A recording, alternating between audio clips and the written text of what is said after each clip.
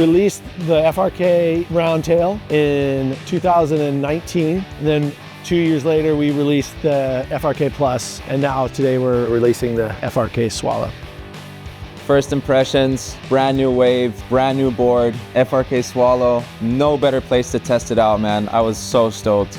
The FRK was all rail, round turns, had the round tail. The FRK Plus had all the volume kind of up under the chest, and now the FRK Swallow kind of seems like a lot of the volume has come down towards the middle. The wide point kind of feels like it's there, so it's got the volume right underneath your feet and is the perfect board.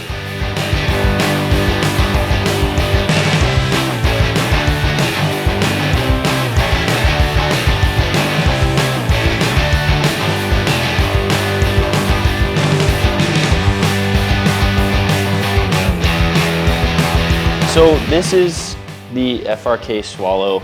The Swallowtail, when you're driving down the line and you set your rail and you're doing a bottom turn, you get so much drive off that tail. The 2 points are where water breaks, is also allowing that same release because you have less tail back here overall.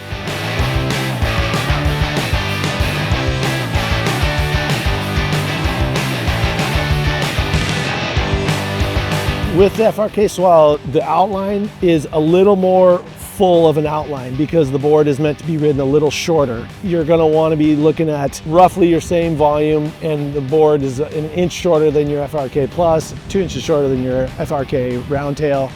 The best point of differentiation for me has been being on a section in a wave, seeing another better section with a kind of a gooey spot that you have to skate through to get over to the other one. The Swallow carries the speed through that flat section into the steeper section again very, very well. And then it also still stays as a high performance shortboard through the maneuvers.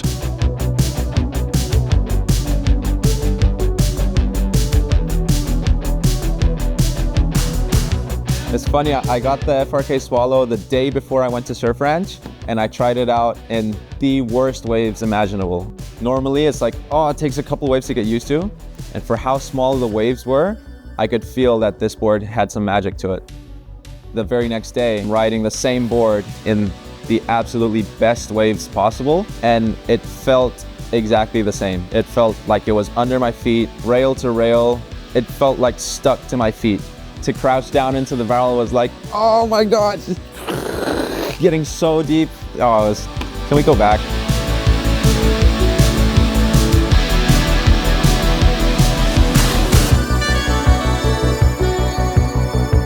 One of the things that's most memorable to me is when Sebastian Williams tried to rodeo and almost pulled it. When I went for the rodeo flip, I did it because obviously the guys on the CT, they were coming out of that last barrel and they were getting an air in. A rodeo flip is kind of suitable for that section. Just wish I had landed it. Each surfer is so different, so fun to watch. Each one of them hadn't had much time on the Swallowtail until they got here last night. I saw Kevin on his third wave, on his third turn. That's when it clicked in for him. From that point on, to me, he was used to it. He started laying into his turns. Another thing I like to see, especially with those top guys, is when they're not even thinking about the board at all. And it's completely under their feet and they're just thinking about their feet, their body. They know that the board's gonna go there with them. Same thing happened with Sebastian. Brand new to the wave pool, brand new board, being extremely creative on the lines he draws, dialing in his fins and everything. And then on his third or fourth wave, it clicked. He started hammering turns.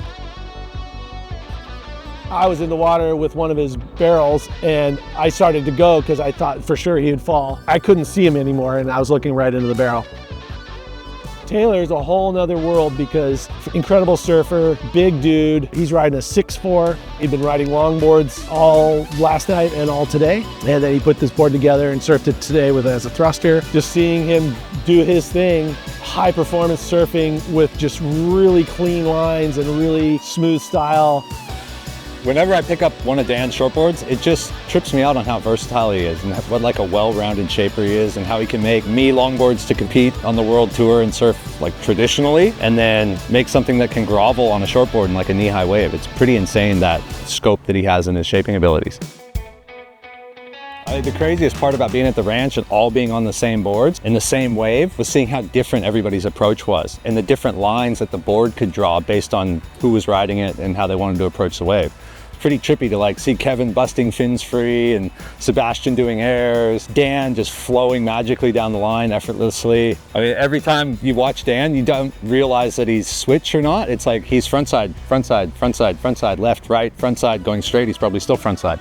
Doesn't make any sense, but it's pretty cool to watch. And I think someone's got to figure out what's going on with him and where that ambidexterity comes from. And like, I don't know, someone's got to ask him, does he ever go backside? What a funny hot topic.